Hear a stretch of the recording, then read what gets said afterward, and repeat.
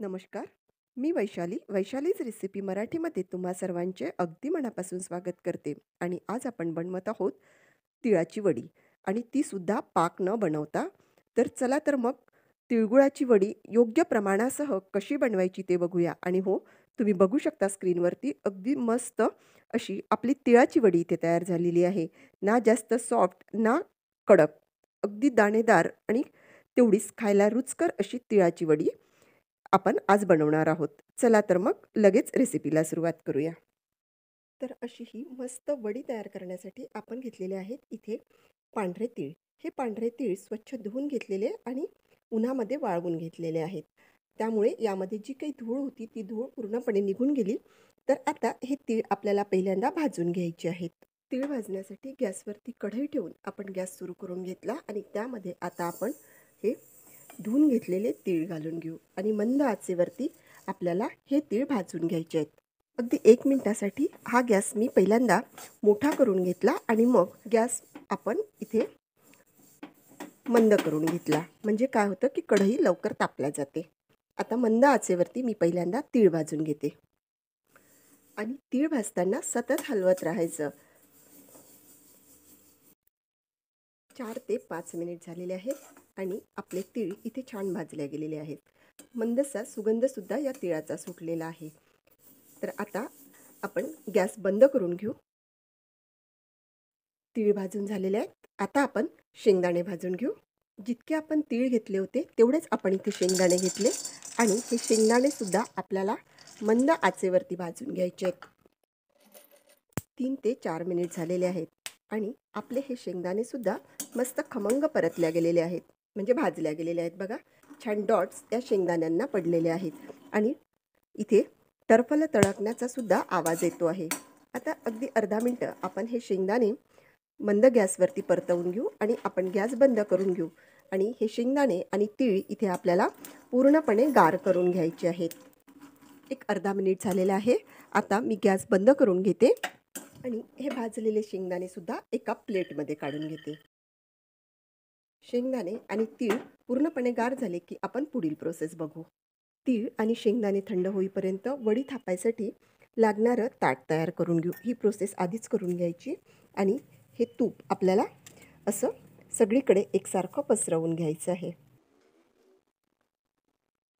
ताटाला तूप लावून झाले आणि तीळसुद्धा आपले इथे थंड झालेले आहेत. अशा ह्या थंड झालेल्या तिळाची आपल्याला पूड करून घ्यायची आहे आणि पूड करताना खूप जास्त बारीक करायचं नाही, तर रवाळ पूड आपल्याला इथे तयार करून घ्यायची आहे. त्यासाठी आपण एक मिक्सरचं पॉट घेतलं आणि त्यामध्ये हे संपूर्ण तीळ घालून घेतले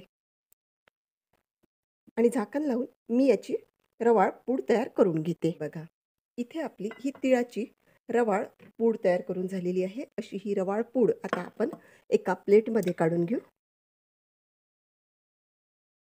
तिळाची पूड झाली. आता शेंगदाण्याची पूड तयार करून घेऊ. त्यासाठी हे शेंगदाणे मिक्सरच्या पॉटमध्ये घालून जाडसर पूड तयार करून घेऊ. आणि हे बघा, इथे आपली ही शेंगदाण्याची पूडसुद्धा तयार करून झालेली आहे आणि छान रवाळ करून करून घेतलेली आहे. अशी खूप जास्त जाडसर न ठेवता मस्त रवाळ पूड तयार झालेली आहे. अशी ही तयार पूड आता आपण याच बाउलमध्ये याच प्लेटमध्ये काढून घेऊ. पूड तयार करून झालेली आहे. आता पुढील कृती बघूया. पुढील कृती करण्यासाठी गॅसवरती कढई ठेवून घेतली आणि त्यामध्ये आता आपण चमच्यानी 2 चमचे भरून तूप घालून घेऊ. तूप मेल्ट झालेलं आहे. आता त्यामध्ये आपण घालून घेऊ गूळ आणि इथे गूळ आपल्याला 2 कप गूळ घालून घ्यायचं आहे आणि गुळाचे असं बारीक तुकडे करून घ्यायचे आणि जो आपण घरी नॉर्मल गूळ वापरतो ना, तोच गूळ आपल्याला इथे वापरायचा आहे. आपला 1 कप घालून झालेला आहे आणि इथे आता आपण हा दुसरा कप भरून गूळ घालून घेतला. तूप घातल्यामुळे आपल्या या वडीला छान चकाकी येते आणि आता मध्यम गॅसवरती आपल्याला हा गूळ फक्त मेल्ट करून घ्यायचा आहे. इथे आपल्याला पाक करायचा नाही आहे. आणि बघा, हळूहळू आपला हा गूळ आता इथे वितळायला लागलेला आहे. गॅस मात्र बिलकुल मोठा करायचा नाही, तर मंद गॅसवरतीच आपण हा गूळ वितळून घ्यायचा. आणि हे बघा, इथे आपला हा गूळ आता पूर्णपणे वितळलेला आहे. तर ह्या वितळलेल्या गुळामध्ये आता आपण घालून घेऊ तीळ आणि शेंगदाण्याचा कूट. तीळ आणि शेंगदाण्याचा कूट एकदम घालू नका. आता जसं मी थोडासा ठेवलेला आहे, कारण कधी-कधी काय होतं ना, की गूळ कमी होतो आणि कूट जास्त होतो. तर त्याच्यामुळे काय करायचं आपण, तिळाचा कूट घालायचा नाही आणि गॅस पूर्णपणे मंद ठेवायचा. आणि हा कूट आता यामध्ये व्यवस्थित मिक्स करून घ्यायचा. आपला हा गूळ व्यवस्थित झालेला आहे आणि पूर्ण शेंगदाण्याचा कूट यामध्ये बसतो आहे. तर आता मी पूर्ण शेंगदाण्याचा कूट टाकून घेतला, पूर्ण तीळ आणि शेंगदाण्याचा कूट टाकून घेतला आणि व्यवस्थित चमच्याच्या साहाय्याने मिक्स करून घेते. गॅस अजूनही मी बंद केलेला नाही आहे.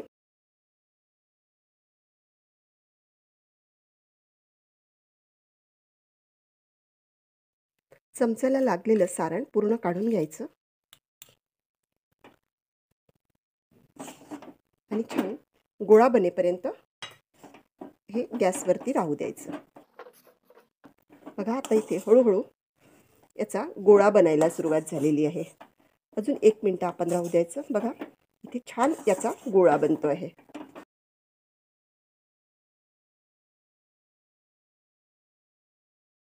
आणि हे बघा इथे आपला हा छान आता गोळा बनलेला आहे. पूर्ण मिश्रणाचा असा गोळा तयार झालेला आहे. आता आपण गॅस बंद करून घेऊ आणि आपण घेऊ इथे तूप लावलेलं ताट आणि त्यामध्ये हा जो गोळा आहे हा टाकून घेऊ आणि भरभर पुढची प्रोसेस आपल्याला आता करायची आहे.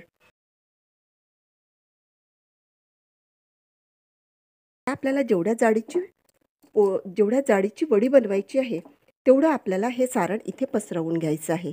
आता मी अर्ध्याच ताटामध्ये हे सारण पसरवून घेते आहे आणि अगदी 1 ते 2 मिनिटांनी बघा सारण हलकंसं थंड झालेलं आहे. तर असं छान टॅप करून घ्यायचं, म्हणजे ही जी वडी आहे ना ही वरून सुद्धा छान प्लेन बनेल.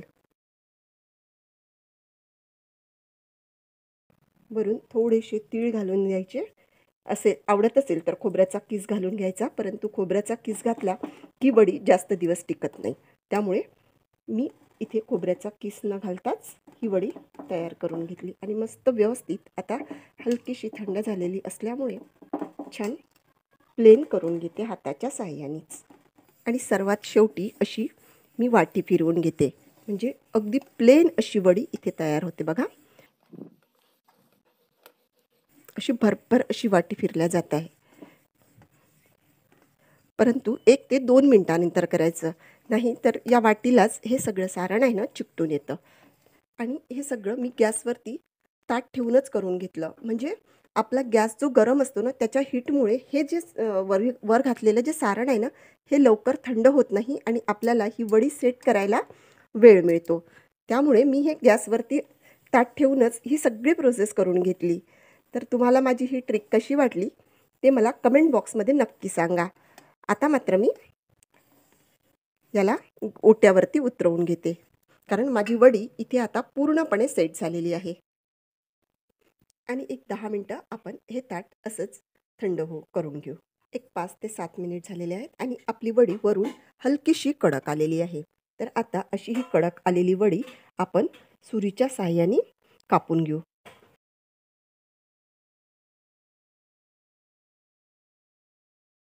आडव्या लाईन पाडून झाल्या, आता आपण उभ्या लाईन पाडून घेऊ. तर सर्वात अगोदर पहिल्यांदा अशी मधून पाडून घ्यायची आणि जो शेप तुम्हाला आवडतो ना त्या शेपच्या आपल्याला इथे वड्या पाडून घ्यायच्या आहे. आता मी इथे चौकोनी आकाराच्या वड्या पाडून घेते. बघा मस्त अशा इझिली वड्या आपल्या इथे तयार होत आहे आणि तुम्ही बघू शकता मस्त एकसारख्या आपल्या इथे चौकोनी आकाराच्या वड्या पाडून झालेल्या आहेत. आणि ह्या वड्या आता आपण पूर्णपणे गार करून घेऊ. आणि हे बघा इथे आपल्या ह्या सगळ्या वड्या अशा काढून झालेल्या आहेत आणि बघा मस्त चकाकणारी वडी इथे तयार झालेली आहे. त्यापैकी मी तुम्हाला आता एक फोडून दाखवते आणि बघा मस्त अशी वडी इथे तयार झालेली आहे. तर तुम्हाला माझी ही आजची वडी बनविण्याची रेसिपी कशी वाटली ते मला कमेंट बॉक्समध्ये कळवा. आणि अजूनपर्यंत चॅनलला सबस्क्राईब केलं नसेल तर प्लीज सबस्क्राईब करा, व्हिडिओला लाईक करा आणि शेअर करा. चला तर मग भेटूया पुन्हा एकदा अशाच मस्तशा व्हिडिओमध्ये. धन्यवाद.